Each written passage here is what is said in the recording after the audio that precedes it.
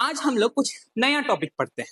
क्या कि जब डायरेक्ट करंट एक कंडक्टर से दूसरे कंडक्टर में एंटर करता है तो ये भी लॉ ऑफ रिफ्रैक्शन को ओबे करता है। In this case law of refraction को हम लोग क्या लिखेंगे? हम लोग लिखेंगे ratio of tan of angle θ1 और बाय tan ऑफ एंगल θ2।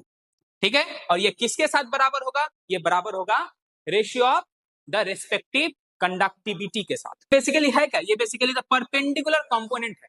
किसका परपेंडिकुलर कंपोनेंट है? करंट डेंसिटी का। तो परपेंडिकुलर कंपोनेंट हमें इक्वल देखने को मिल रहा है। तो फॉर हॉरिजॉन्टल कंपोनेंट हम ये समझ सकते हैं कि करंट जो फ्लो हो रहा होगा तो along this line there should not be any potential difference. क्यों? क्योंकि along the tangent of the surface कोई भी बैटरी एडेड नहीं है, कोई भी ईएमएफ सोर्स नहीं है। तो देयरफॉर E1 को हम लोग क्या लिख सकते हैं? J1 along the horizontal. तो अलोंग हॉरिजॉन्टल कंपोनेंट क्या हो जाएगा? J1 sin θ1 by sigma 1। And E2 को क्या लिख सकते हैं? J2 sin θ2 by sigma 2।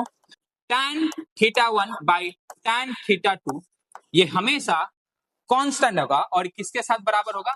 Sigma 1 bye sigma 2। ठीक है, तो ये जो एक्सप्रेशन मिला इसी एक्सप्रेशन को हम लोग कह सकते हैं, क्या कह सकते हैं? This is nothing but the expression for